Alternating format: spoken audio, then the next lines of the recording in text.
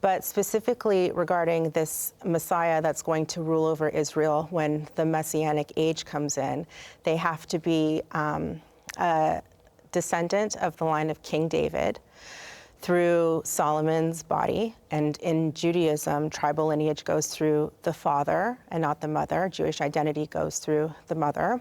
I don't think that you can read the Old Testament or the Hebrew Bible, frankly, without seeing a physical Messiah, a person who's coming.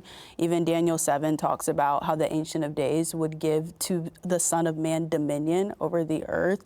And so I think that you guys would have to account for who that Messiah is. And then regarding the Davidic lineage of Jesus, Jesus is related to David on both sides. So yes, it's a virgin birth, as in he's not directly related to Joseph, but Joseph is the son of Solomon, and so is Mary. So they're both related to Solomon's sons through their lines. And we actually have an account of this in Matthew and in Luke. Matthew describes the genealogy of Joseph, and then Luke describes the genealogy of Mary. And so to me, it would seem that really the fact that both of them are related to King Solomon is kind of God's cherry on the top of saying, no, this is my son who I'm affirming, who is related to the Davidic line. How do you feel about the differences in genealogies in Luke versus Matthew?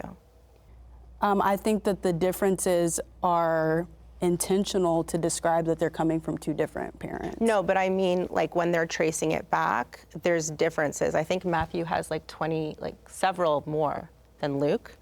Yeah, but they're describing two separate parents, so the distinction doesn't necessarily impact patrilineal in my interpretation of that. From my understanding, they're very different, the genealogies, but aside from that, tribal lineage only goes through the father. And if Jesus was born of a virgin, he doesn't have a human father. And the Messiah, as it's written, is supposed to be a human leader from the line of King David. So where would that leave Jesus? I would think it'd still leave him at the messiahship because he is a human leader. He's fully God and he's fully man. And I know that we spoke previously and you said that you converted to Judaism. And so you are, by all intents and purposes, a Jewish woman. And Joseph, being a Jewish man, adopted Jesus Christ as his son, making that lineage established through Joseph.